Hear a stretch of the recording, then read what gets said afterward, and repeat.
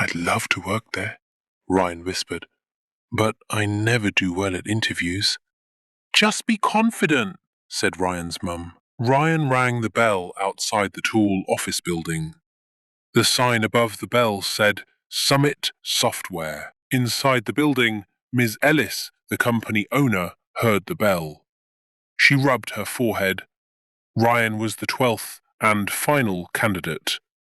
All the other candidates had answered her questions perfectly. Any of them would be a good junior software developer.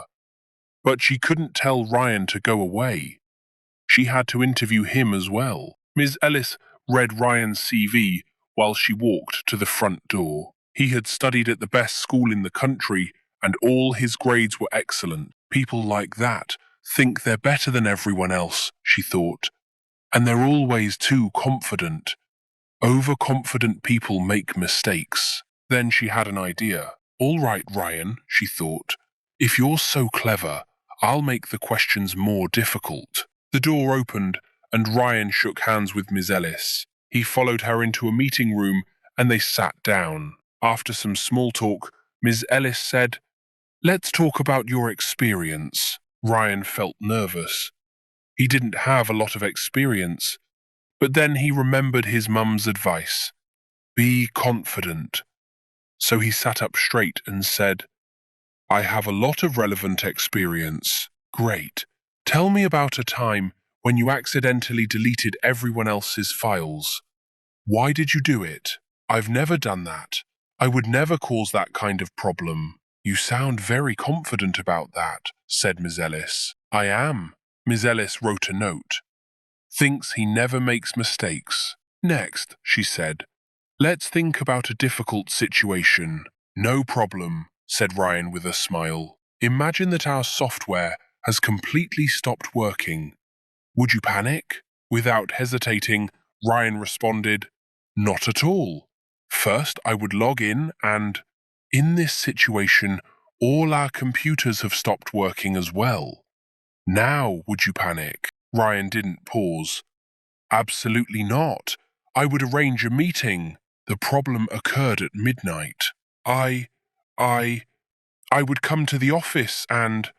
You can't get into the office. We've lost the key. The office is on fire. Well, in that case, I'd stay calm and... We've discussed this situation enough, Ms. Ellis interrupted. She made another note. Doesn't take problems seriously. 30 minutes later, both Ryan and Ms. Ellis felt exhausted. I'm sorry, Ryan, said Ms. Ellis. You're not the kind of person I'm looking for. Thank you for your time. Ryan looked down. Thank you for the opportunity, he whispered. Outside the building, Ryan called his mum. I didn't get the job, he said. I think I was too confident. I'm sorry I gave you bad advice, said his mum. It's okay, said Ryan. You were only trying to help. But I should have been honest. I'm not very confident. I don't have a lot of experience. But I do learn quickly. I do work hard. And I did want the job. Never mind.